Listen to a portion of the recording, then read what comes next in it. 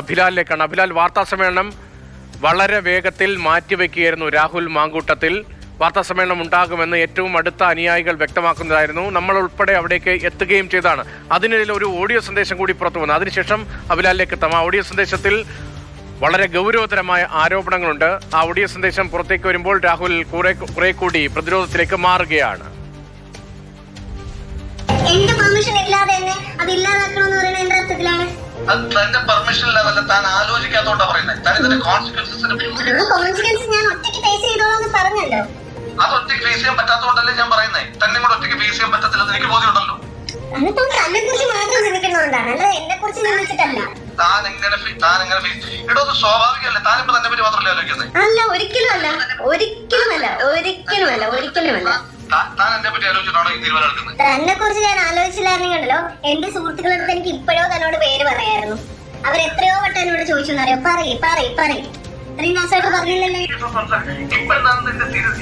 എനിക്ക് എന്റെ ടെമ്പർ തെറ്റുന്ന ദേഷ്യം വരുമ്പോഴോ താൻ അതിന്റെ കോൺസിക്വൻസസിനെ പറ്റി ഒരു ബോധമില്ല. തന്റെ ടെമ്പർ തെറ്റുമ്പോ തനിക്ക് എന്തെങ്കിലുമൊക്കെ വിളിച്ച് പറയാൻ പറ്റുന്ന ഒരു വസ്തു ഒന്നും അല്ല ഞാൻ, കേട്ടോ. താൻ എന്റെ ടെമ്പർ തെറ്റിച്ചതാണ്. ഇപ്പൊ ഞാൻ വളരെ സമാധാനപരമായിട്ടാണ് തന്നോട് സംസാരിച്ചിട്ടുള്ളത്. ഈ നിമിഷം വരെ ഞാൻ തന്നെ ഒരു ചീത്തയും വിളിച്ചിട്ടില്ല, മോശമായിട്ടൊരു വാക്ക് ഞാൻ തന്നെ വിളിച്ചിട്ടില്ല.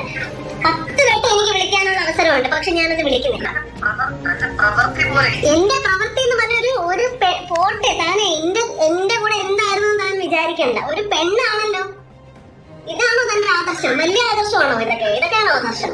ലൈഫിൽ കൊണ്ടുപോകണോ ആദർശം? ഞാൻ അതിനോട് ഒരിക്കലും ഒരു തെറ്റ് ചെയ്യില്ല. താൻ ചെയ്യുന്ന തെറ്റ് ഞാൻ അതിനോട് ചെയ്യില്ല. ഞാനത് മാനേജ് ചെയ്തോളാന്ന് പറഞ്ഞു. എനിക്കൊരു സമാധാനം ഇല്ലാതിരിക്കുക. അത് ഉണ്ടായതിനു ശേഷം പിന്നെ എനിക്ക് ഉപേക്ഷിക്കാൻ പറ്റത്തില്ലല്ലോ. അല്ല, എന്ത് ചെയ്യും താൻ? എന്താ ചെയ്യാൻ പോകുന്നത്? എന്നിട്ട് എന്തെന്നും പറഞ്ഞു കൊണ്ടുവരും? ഞാൻ കൊണ്ടുവരത്തില്ല. അതിന് സേഫ് അവിടെ കൊണ്ടുവന്ന് താൻ കൊന്നു കളയെന്ന് എനിക്കറിയാം. അല്ല, താൻ എന്താണോ സിനിമ കാണുകയാണോ ഇത്? സിനിമ ഇത്രയും കണ്ടോണ്ടിരുന്ന സിനിമയായിരുന്നല്ലോ. ബാക്കിയുള്ളവരുടെ ഇമോഷൻസ് ഒന്നും താൻ ഇത്രയും ഭയങ്കര പ്രാക്ടിക്കൽ ആയിട്ടുള്ള ഒരാള് സമ്മതിച്ചു. ബാക്കിയുള്ള സ്ത്രീകളുടെ മനസ്സോ അല്ലെങ്കിൽ അവരുടെ ഇമോഷൻസോ അവരെന്താണ് ചിന്തിക്കുന്നത്, അവർക്ക് എന്ത് ബോണ്ടിങ് ആണ് ഇങ്ങനെ ഒരു സംഭവം വരുമ്പോൾ ഉണ്ടാവുന്നത്, അതൊന്നും തനിക്കറിയില്ല. തന്റെ ഫ്യൂച്ചർ, തന്റെ ജീവിതം, തന്റെ കാര്യം, എല്ലാം തന്റെ കാര്യം. അത് മാത്രം. ഞാൻ എന്റെ ഏറ്റവും വലിയ എന്റെ നാട്ടിൽ നിൽക്കാൻ പോലും പറ്റാഞ്ഞിട്ട് വേറൊരു സ്ഥലത്ത് പോയി നിൽക്കുന്ന കാര്യമാണ് ഞാൻ പറഞ്ഞുകൊണ്ടിരിക്കുന്നത്. ഉറപ്പായിട്ടും എനിക്ക് ഇനിയിപ്പോ ഞാനൊരു കാര്യം പറയട്ടെ, ഇപ്പൊ എന്നെക്കാളും ഇമ്പോർട്ടൻസ് ഞാൻ എന്റെ ലൈഫിൽ വരുന്ന ഒരു കുഞ്ഞിന് കൊടുക്കുന്നുണ്ട്. അത് എന്റെ സ്നേഹമാണ്, തന്റെ പോലത്തെ സ്നേഹമല്ല. അത് ഞാൻ നോക്കിക്കോളാം. എനിക്ക് നല്ല അന്തസ്സായിട്ട് തന്നെ വളർത്താൻ പറ്റും. തന്റെ ഒരു സഹായം അതിന് ആവശ്യമില്ല.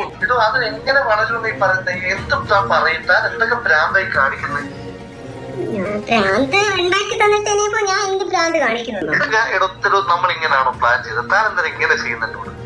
തന്നോട് എന്താണോ ചെയ്തത്? താനല്ലേ എന്നോട് ചെയ്യുന്നത്. താൻ ഇങ്ങനെയൊന്നും ചെയ്യരുത്. ഇതൊക്കെ ഓപ്പോസിറ്റ് നിൽക്കുന്നത് മനുഷ്യരാണെന്നുള്ള ചിന്ത വേണം എപ്പോഴും.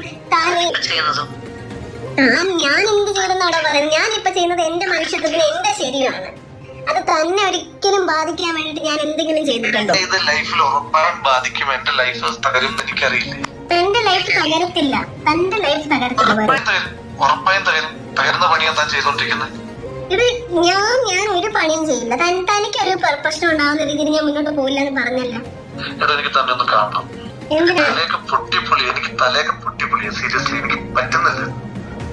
എന്റെ സ്നേഹം കൊണ്ടല്ല താൻ കാണാൻ വരുന്നതെന്ന് എനിക്കറിയാം. എനിക്ക് നല്ലപോലെ അറിയാം. തന്റെ ടെൻഷൻ മാറി കിട്ടണം. അതിന് ഞാനൊരു വസ്തുവാണ്. എന്നിട്ട് എന്തെങ്കിലും കലക്കിട്ടൊന്ന് കൊല്ലാനാണോ? എനിക്ക് തന്നെ കൊല്ലാനാണെങ്കിൽ എത്ര സെക്കൻഡ് വേണമെന്നാണ് താൻ വിചാരിക്കുന്നത്? എന്നെ കൊന്നേരം അതാ തനിക്ക് ഏറ്റവും സേഫ് ആയിട്ടുള്ള കാര്യമല്ലേ? തനിക്ക് തന്നെ കൊല്ലാനാണെങ്കിൽ എനിക്ക് എത്ര സമയം വേണമെന്നാണ് വിചാരിക്കുന്നത്? എന്നിട്ട് താനങ്ങ് മിടുക്കനായിട്ടങ്ങ് പോവോ? കൊന്നിട്ട് താൻ എന്താ ചെയ്ത്? എനിക്ക് കൊല്ലാനാണ് തോന്നിയെങ്കിൽ താൻ കൊല്ലും. അതീവ ഗൗരവതരമായ ഓഡിയോ സന്ദേശമാണ് പുറത്തു വന്നിരിക്കുന്നത്. കൊല്ലാൻ സെക്കൻഡുകൾ മതി എന്നടക്കമുള്ള ഭീഷണി സ്വരം ആ സന്ദേശത്തിലുണ്ട്. ഒരു പെൺകുട്ടിയോടാണ് സംസാരിക്കുന്നത്. ആ പെൺകുട്ടി ഗർഭിണിയാണ് എന്ന സംഭാഷണത്തിൽ നിന്ന് വ്യക്തമാകുന്നുമുണ്ട്.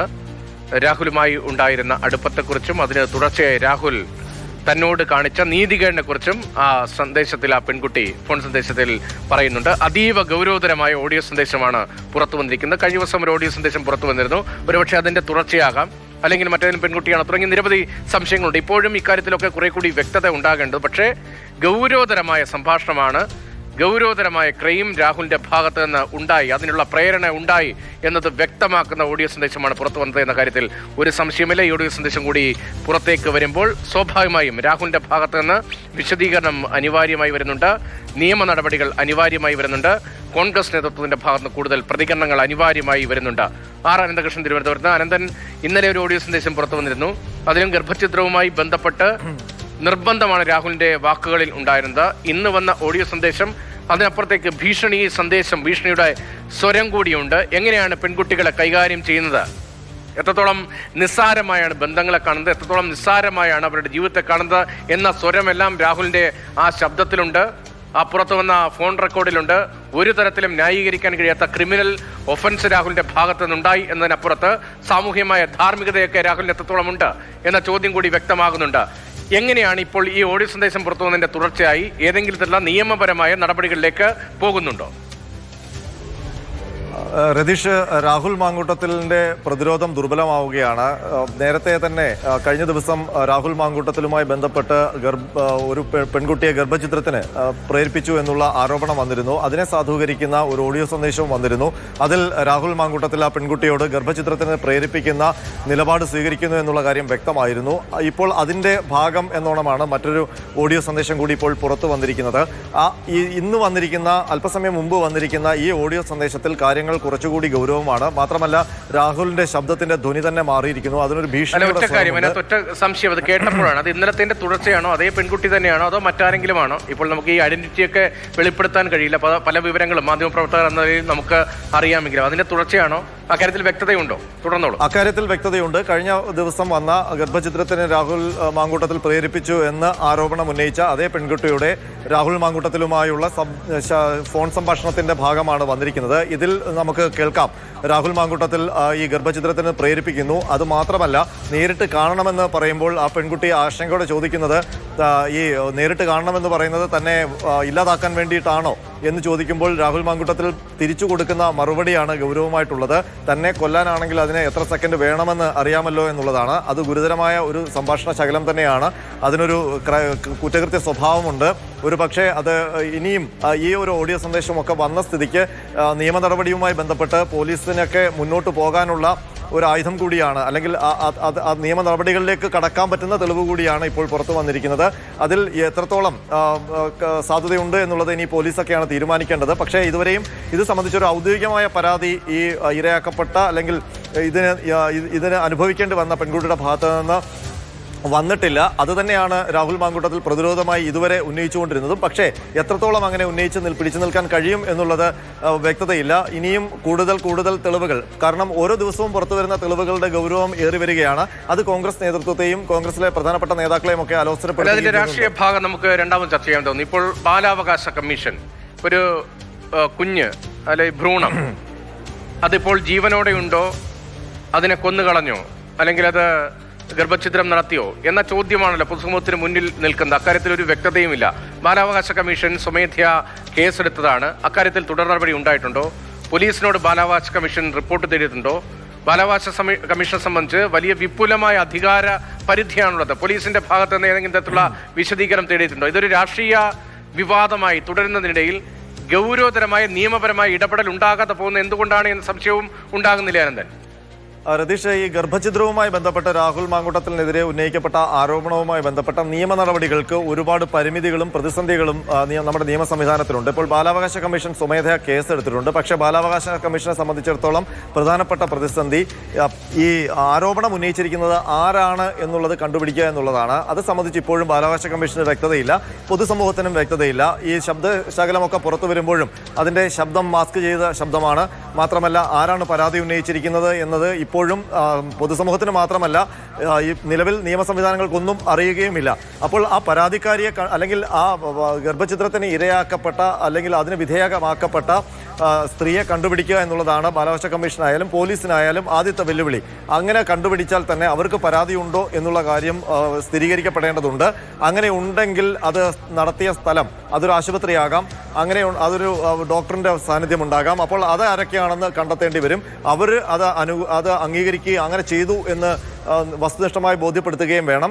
മാത്രമല്ല അതിനകത്ത് അങ്ങനെയുള്ള തെളിവുകൾ കൂടി അല്ലെങ്കിൽ അങ്ങനെയുള്ള കാര്യങ്ങൾ കൂടി ഇതിനകത്ത് വന്നെങ്കിൽ മാത്രമേ ഒരു നിയമ നടപടികളിലേക്ക് പോകാൻ കഴിയൂ. പക്ഷേ ബാലാവകാശ കമ്മീഷൻ അതിൻ്റെ നടപടികളിലേക്ക് കടന്നിട്ടുണ്ട് എന്നുള്ളതാണ് നമുക്ക് മനസ്സിലാക്കാൻ കഴിയുന്നത്. പ്രത്യേകിച്ച് അവർ ആലോചിക്കുന്നത് ഈ ഓഡിയോ സന്ദേശം പുറത്തുവിട്ട സ്ഥാപനങ്ങൾക്ക് നോട്ടീസ് നൽകുക എന്നുള്ളതാണ്. ആരാണ് ഈ ഓഡിയോ സന്ദേശം നിങ്ങൾക്ക് നൽകിയത് എന്ന് മാധ്യമ സ്ഥാപനങ്ങൾ വ്യക്തമാക്കണം എന്നുള്ളൊരു നോട്ടീസ് നൽകാനുള്ള നീക്കങ്ങളൊക്കെ ബാലാവകാശ കമ്മീഷൻ്റെ ഭാഗത്തു നിന്നുണ്ട്. പക്ഷേ പോലീസിൽ അത്തരം നീക്കങ്ങളില്ല. കാരണം പോലീസിന് ഇത് കുറച്ചുകൂടി ശക്തമായ പരാതിയായി മുന്നിൽ വന്നെങ്കിൽ മാത്രമേ അതുമായി ബന്ധപ്പെട്ട നിയമ നടപടികളിലേക്ക് പോകാൻ കഴിയൂ എന്നുള്ളതാണ് ഇതുവരെയുള്ള നിലപാട്. പക്ഷേ ഇപ്പോൾ വന്നിരിക്കുന്ന ഈ ശബ്ദശകലത്തിൻ്റെ സ്വഭാവം മാറുകയാണ്. അതിൽ ഒരു കുറ്റകൃത്യ സ്വഭാവമുണ്ട്, അതിൽ വധഭീഷണിയുടെ സ്വരമുണ്ട്.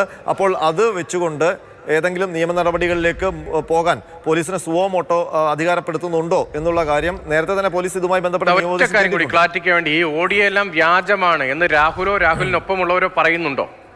ഇതുവരെ അങ്ങനൊരു ആരോപണം രാഹുൽ മാങ്കൂട്ടത്തിൽ ഉന്നയിച്ചിട്ടില്ല. കാരണം ഇത് പുറത്തു വന്ന ശബ്ദരേഖയാണ്. ഈ ശബ്ദരേഖയുമായി ബന്ധപ്പെട്ട് ഇതുവരെ പ്രത്യക്ഷത്തിൽ ഇതെൻ്റെ ശബ്ദരേഖയാണ് എന്ന് പറഞ്ഞ ഒരാൾ വന്നിട്ടില്ല.